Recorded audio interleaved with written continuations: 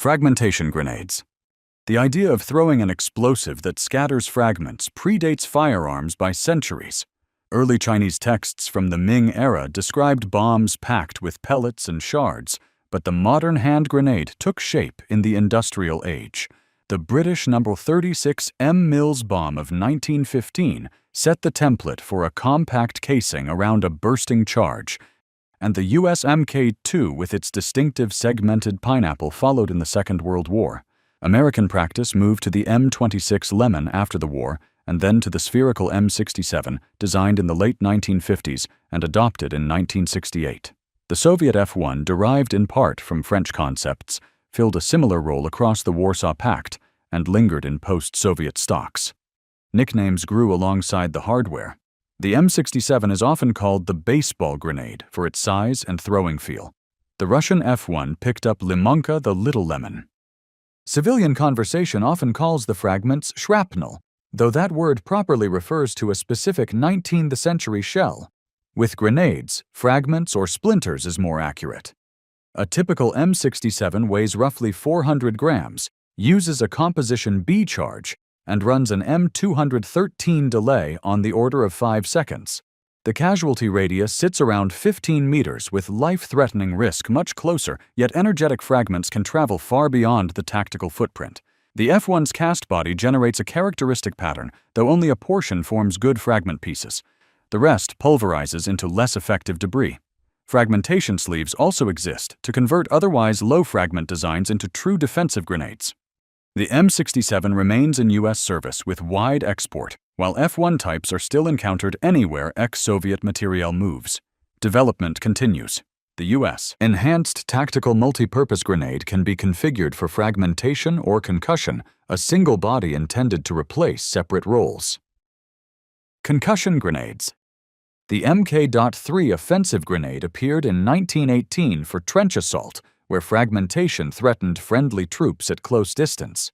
Early bodies used cardboard or laminated paper, with crimped metal ends deliberately minimizing casing fragments, while relying on the pressure wave to neutralize enemies in confined spaces. The line evolved through Mk3, Mk3A1, and the Mk3A2, an asphalt-impregnated fiberboard cylinder filled with TNT and fired by the M206 series fuse. Concussion grenade describes the effect, but demo grenade also entered vernacular because the same characteristics helped in field destruction tasks. Even these blast grenades could create secondary fragmentation if detonated near gravel glass or timber. The Mk3A2 weighed just under a pound with a delay around 5 seconds. It served across the U.S. Army and Marine Corps from the Second World War through Korea and Vietnam. The series was withdrawn after 1975 due to safety concerns tied to materials used in the fiberboard, leaving the M67 frag as the general issue lethal hand grenade. Today, blast-only hand grenades survive mostly in specialized military and law enforcement settings, while multi-mode designs under development aim to restore the offensive-defensive switch in a safer package. Stun grenades. A different problem neutralizing opponents without lethal fragments drove the development of stun grenades in the late Cold War. The US M84 emerged from Picatinny arsenal work in the 1980s and entered service in 1995. It uses a small energetic charge and a vented steel sleeve to produce a short, intense burst of light and pressure. Typical output reaches roughly 170 to 180 decibels at close range and several million candela, enough to degrade vision and balance for vital seconds in a room entry. The casing is engineered to vent rather than fragment, yet the device remains hazardous at close distance and in cluttered interiors. A short time delay fuse, often the M201A1 with roughly 1 to 2 seconds, supports synchronized team movement. Variants in other countries reached similar goals with different trade-offs. Post-Soviet models such as Zarya 2 and Zarya 3 appear in police and internal security roles. Reports from Armenia in 2024 described injuries consistent with casing fragments, an illustration that design detail governs actual risk. The M84 is standard among U.S. forces, and common in special operations units and SWAT teams abroad. Procurement agencies continue to weigh improvements in ignition chemistry and casing geometry to preserve disorientation while cutting the chance of permanent injury. Smoke grenades. The Second World War produced the ANM-8 HC smoke grenade for ground-level obscuration and signaling. HC references the hexachloroethane mixture that reacts to generate dense white smoke. The simple steel body with a pull-ring igniter made it convenient for infantry and vehicle crews to mark landing zones, screen a street, or guide fire. The same chemistry created a drawback. Zinc chloride fumes irritate the respiratory tract, so doctrine discouraged use in confined spaces. Training manuals preserved a practical trick. In emergencies, soldiers could open the base light the filler and throw it without the fuse if they needed smoke immediately. The canister runs hot, and it can ignite dry vegetation or trash if used carelessly. Special-purpose variants existed for maritime units. Work at China Lake tailored versions for faster burn and denser plumes to fit Navy needs. By the end of the 20th century, the ANM-8 was declared obsolete in U.S. service. Colored smoke moved to the M18 series, while white obscuration went to the M83, which uses terephthalic acid rather than HC. The M83 burns for a shorter period, but does so with a cleaner plume that better suits modern health standards. Incendiary grenades. Thermite appeared as a metallurgical tool in the 1890s and quickly found military uses. The principle is simple and brutal. A metal oxide and metal powder react exothermically to produce molten metal at extremely high temperature. The U.S. fielded the M9 incendiary grenade during the Second World War. After a designation conflict, the standard settled as ANM-14-TH3. The form is a thin steel cylinder with a pyrotechnic delay. Rather than detonate, it burns downward and pours a jet of molten product onto the target. The composition reaches temperatures around 2,000 degrees Celsius, which will eat through thin steel fuse moving parts and render a weapon or engine beyond economical repair. Burn duration sits on the order of half a minute. Thermite has no blast effect to speak of, so placement and contact are everything. The grenade frequently appears in denial tasks, destroying optics, cracking receivers, or melting breech components to keep material from capture. Production of ANM-14 incite-3 continued through the Cold War, paused in the 2010 and resumed in 2023 at Pine Bluff Arsenal. Specialized variants tailored for maritime special operations also existed. Modern conflicts have added a remote delivery wrinkle. Small drones can drop thermite charges onto vehicles' ammunition stacks or radar equipment without a grenadier closing the distance on foot. White phosphorus. White phosphorus is pyrophoric. Freshly exposed surfaces ignite in air. Armies adopted it early as a smoke and incendiary agent, and purpose-built grenades appeared during the First World War. Britain's No. 76 phosphorus grenade, American M15 hand grenades, and a wide family of artillery and mortar rounds followed in the next war. The reason for persistence is straightforward. On a per-weight basis, phosphorus produces rapid voluminous smoke and adheres to surfaces while burning very hot. A typical M15 hand grenade used a sheet metal body and a substantial WP filler with a 5-second delay fuse. The bursting radius demanded firm cover for friendly troops. The burning particles were fully capable of inflicting catastrophic injury. Field use covered multiple roles: instantaneous smoke for a street crossing anti-personnel effects at close range, and marking for artillery or air attack. Tank-launched smoke rounds using WP could also force crews to button up or even bail out if ventilation systems drew in fumes. WP's operational history did not end with the mid-century wars. It appeared in Korea and Vietnam, then in later conflicts in the Falklands, Chechnya, Iraq, Afghanistan, Syria, the Caucasus, and Ukraine. Contemporary Western forces maintain WP in larger munitions, such as 155mm shells. Many armies retired hand-thrown WP grenades and shifted to red phosphorus and plasticized formulations that reduce fire risk while retaining screening utility. Law and policy draw a distinction. White phosphorus is not categorized as a chemical weapon when used for obscuration or marking, but employing it as an anti-personnel incendiary in populated areas intersects with restrictions under Protocol 3 of the Convention on Certain Conventional Weapons. That tension explains much of the public controversy when the agent appears near civilians. Riot control grenade. Tier agents entered public security work in the early 20th century with CN, which later gave way to CS in the 1950s. CS proved more effective and persistent. It induces tearing, coughing chest tightness and disorientation, then dissipates with air and decontamination. Grenade bodies evolved from simple canisters that could be thrown back to multi-port designs and pellet scattering types that complicate return throws. Training practices integrated CS deeply into military life.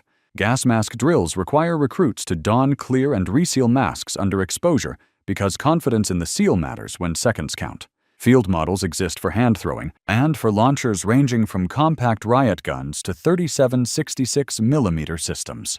A continuous discharge grenade typically spreads a couple of ounces of agent over tens of seconds to deny access to a doorway, stairwell, or alleyway. Legal treatment is unusual. Under the Chemical Weapons Convention, tier agents are prohibited for battlefield use, but permitted for domestic law enforcement within strict rules. That separation explains periodic controversy when riot control agents are used in combat zones, where distinctions between police action and military action blur. Thermobaric fuel-air grenades. Cold War research into defeating bunkers and caves produced thermobaric and fuel-air concepts. Instead of relying solely on the detonation of a compact explosive, these formulations disperse a fuel cloud and exploit atmospheric oxygen in a sustained afterburn. The result is an intense, longer-duration pressure wave, coupled with heat especially devastating in enclosed spaces where reflections compound the overpressure. Terminology varies. Fuel-air explosive captured early work. Thermobaric emphasizes heat and pressure together. Enhanced blast focuses on extending impulse. Soviet programs created man-portable systems like the RPO-A Shmel. On the American side, large air-delivered bombs such as the BLU-82 became icons of unconventional blast. Infantry-scale warheads also appeared for light anti-armor weapons and specialized launchers.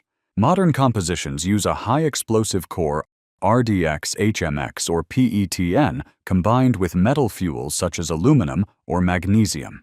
Research now reaches into nanoscale powders and core shell particles to improve ignition and afterburn consistency.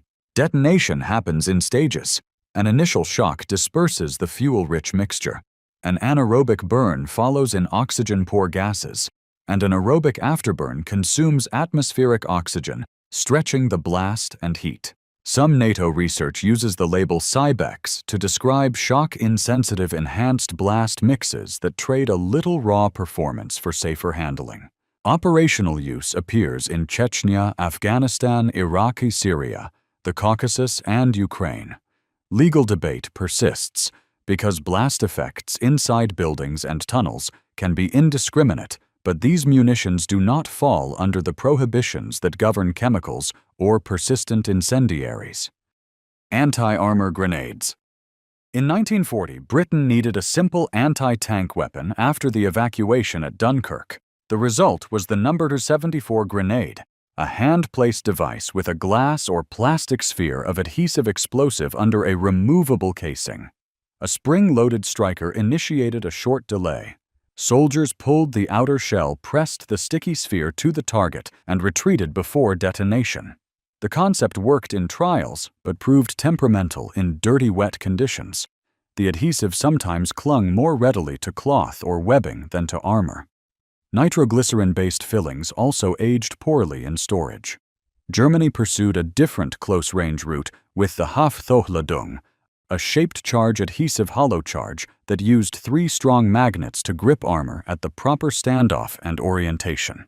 The shaped charge gave reliable penetration regardless of slope because the magnetic mount held the axis perpendicular to the plate. The trade-off was weight. A typical Hafthochladung weighed several kilograms, which limited the user to an ambush or a quick sprint from cover. Both families demanded suicidal proximity in the age of rapid-fire guns and coaxial machine guns, so they supplemented rather than supplanted emerging rocket systems. Post-war, they faded from inventories as shaped charge rocket launchers improved.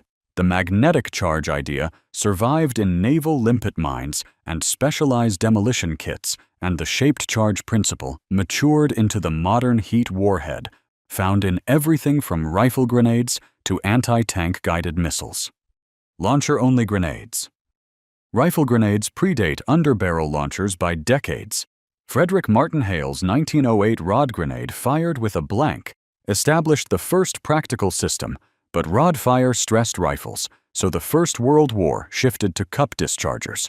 The French Vivant Bessières design advanced the idea by letting a live round pass through a central channel to light the fuse, while gas launched the grenade, giving infantry pocket artillery at squad level. The Second World War made rifle grenades standard kit. Germany paired the Schiesbecker with service rifles. Britain fielded the No. 68 shaped charge anti-tank grenade, and U.S. doctrine-equipped Springfield's Garands and carbines with launchers particularly useful in the Pacific against bunkers, caves, and machine gun nests that hand grenades could not reach. Post-war NATO standardized a 22mm spigot, later joined by bullet trap bullet-through types that dispensed with blanks. The category declined with dedicated launchers like the M79 and M203 and the spread of lightweight disposable rockets, but never vanished. Specialized breaching grenades, such as the Israeli Simon, preserve standoff entry capability, and many modern rifles keep 22mm compatible muzzle devices. Current fighting in Ukraine has returned surplus rifle grenade warheads to relevance, repurposed not as muzzle-launched munitions, but as payloads for small unmanned aircraft. Stocks of Polish PGN-60 high-explosive anti-tank grenades, a 68mm fin-stabilized design, developed in the 1950s and introduced in the early 1960s, have appeared with Ukrainian units. Originally paired with the spigot-equipped Karabanek Granatnik Dziebis 1960 and UNM blank cartridges, the concept later gave way in Polish service to the RPG-76 Komar. In Ukraine, PGN-60 bodies are adapted as FPV warheads or harvested for explosive content rather than fired from rifles. Reported penetration runs on the order of 160 to 200 mm of rolled homogeneous armor with both impact and graze-sensitive fuses seen in the field. Polish KGN anti-personnel rifle grenades have surfaced alongside them. These use a pre-fragmented sleeve with several hundred pieces and are being mounted to 7-inch FPV frames, sometimes with additional plastic explosive. French stocks have appeared in smaller numbers. A photographed 58mm PAB F2 anti-tank rifle grenade, dated 1990, showed its tail removed consistent with conversion to a drone-delivered charge, a sighting that coincided with transfers of FAMS F1 rifles. The adaptation illustrates why rifle grenades persist at the margins of modern battle, even when their launch systems are obsolete. Compact heat and fragmentation bodies remain useful as modular charges for breaching denial and now aerial delivery by small teams operating at low cost and high tempo. Give the video a thumbs up, share it with others who appreciate good military weapons history, and subscribe to catch more material in the same vein. Thanks for watching.